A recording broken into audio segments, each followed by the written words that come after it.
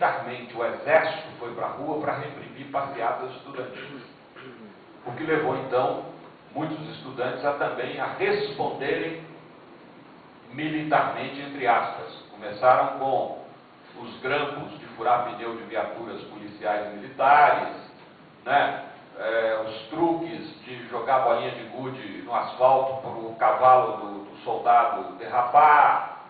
E daí a coisa foi crescendo, essa repressão foi crescendo, a resposta do movimento estudantil também foi crescendo até chegar à luta armada, aos grupos armados, e aí entra no ciclo da violência. Ou seja, você precisa de armas, armas custam dinheiro, você tem que buscar armas aonde? Onde elas se encontram. Assaltar quartéis, delegacias de polícia, mas você é procurado porque você foi identificado, você precisa se esconder, para se esconder você precisa ter lugares clandestinos que devem ser alugados.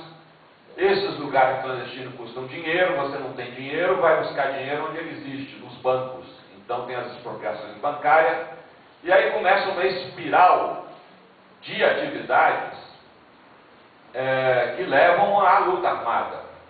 Com um detalhe muito importante, eu sempre digo que nós tínhamos tudo na época, nós tínhamos coragem, nós tínhamos armas, nós tínhamos dinheiro, nós tínhamos ideologia, nós só não tínhamos um detalhe que é essencial, que é o apoio popular. Né?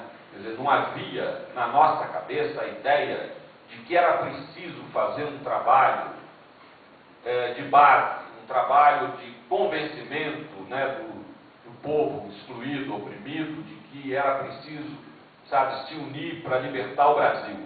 Isso se fazia muito precariamente. A nossa concepção, na minha avaliação, né, há quem discorde, era uma concepção muito vanguardista, muito elitista, muito de cima para baixo. Nós, pequenos burgueses, iríamos fazer a Revolução Brasileira em nome dos pobres. Tanto que quando nós saímos da prisão em 73 e em 74 nos deparamos com um grande movimento popular estendido pelo Brasil afora, e esse movimento popular ele surgia de um outro viés, que eram as comunidades eclesiais de base, o movimento sindical alternativo, uma certa parcela da esquerda que não optou pela luta armada e começou a fazer trabalho de base. Quando nós nos deparamos com esse movimento popular, a primeira pergunta que nos surgiu foi essa: mas como é que esse povo está se organizando se nós estávamos na cadeia e ensinamos a eles a fazer isso? Né? É uma coisa bem elitista, até que a gente percebeu que nós estávamos equivocados quanto ao método de trabalho político. E foi aí que a gente começa, então, a depor as armas, até porque nós tínhamos sido militarmente derrotados, embora politicamente vitoriosos, como foi enfatizado ontem, e isso nos permitiu depois fortalecer o movimento popular, o movimento sindical, a reformulação partidária e, enfim, até a redemocratização desse país.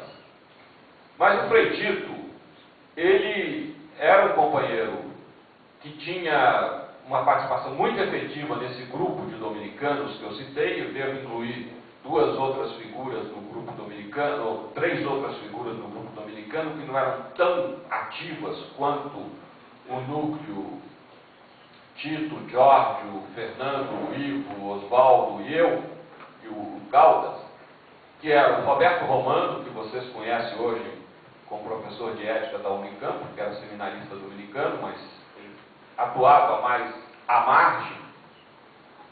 O prior do convento de São Paulo, Edson Braga, que sabia, isso era um detalhe importante, os nossos superiores sabiam da nossa atividade, inclusive se encontraram com Marighella. Né? Eles não participavam, mas também não ignoravam. E o terceiro, o provincial, Francisco Catão, que também estava a par das nossas atividades. O que nos dava um grande respaldo, porque não era uma coisa assim, nós éramos frades oficialmente e até clandestinamente para os superiores estávamos atuando na resistência à ditadura. Não, era uma coisa assumida pela comunidade que aquele grupo de frades tivesse aquela atuação específica. E o Frei Tito, ele participava da USP, junto com Giorgio, ele também tinha um grande trânsito junto às velhas lideranças comunistas de São Paulo, né? O Frei Tito praticamente era um filho adotivo do professor Samuel e da dona, como é que ela chamava? Dona Jovina, que era a mulher dele, que eram vizinhos nossos no convento. Então, os dois eram velhos militantes do Partido Comunista, viviam aquela coisa de ser militante do Partido Comunista como uma religião. A palavra é essa, era uma coisa de devoção. Mas romperam com Prestes, né, eram um apoio do Marighella, e o Tito era muito ligado, como Giorgio, a esse pessoal. E quando nós fomos para a prisão, nós fomos presos, né, o Ivo e o Fernando foram os dois a serem presos primeiro. Depois o convento de São Paulo foi invadido, eu fui o último a ser preso, porque estava estudando teologia com os jesuítas no Rio Grande do Sul, e eu fiquei sabendo da prisão deles. Eles foram presos no dia 1º de novembro, dia 2 de novembro, e eu fiquei sabendo da prisão deles no dia 3 de novembro, e consegui fugir. E eu só fui preso no dia 9 de novembro.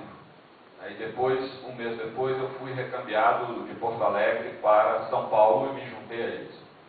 Mas o Tito foi preso possivelmente no dia 3, na invasão do Convento das Perdizes.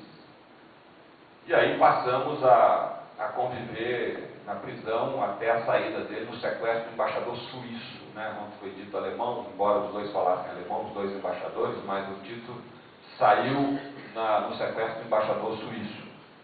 Contra a vontade dele, porque não queria deixar o Brasil, sabia que a possibilidade de um banido retornar ao país era muito pequena, e então, mas por outro lado ele não podia se negar, porque a ditadura o usaria, como usou outros, como alguém que traiu os seus companheiros e apoiou a ditadura, preferindo não deixar o Brasil.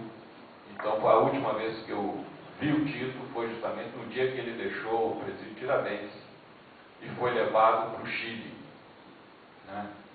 E aí do Chile, a trajetória dele foi descrita ontem. Ele foi depois para Roma, depois de Roma foi para a França, onde ele veio a falecer. Então eu termino aqui a minha exposição, vou passar aqui para o André.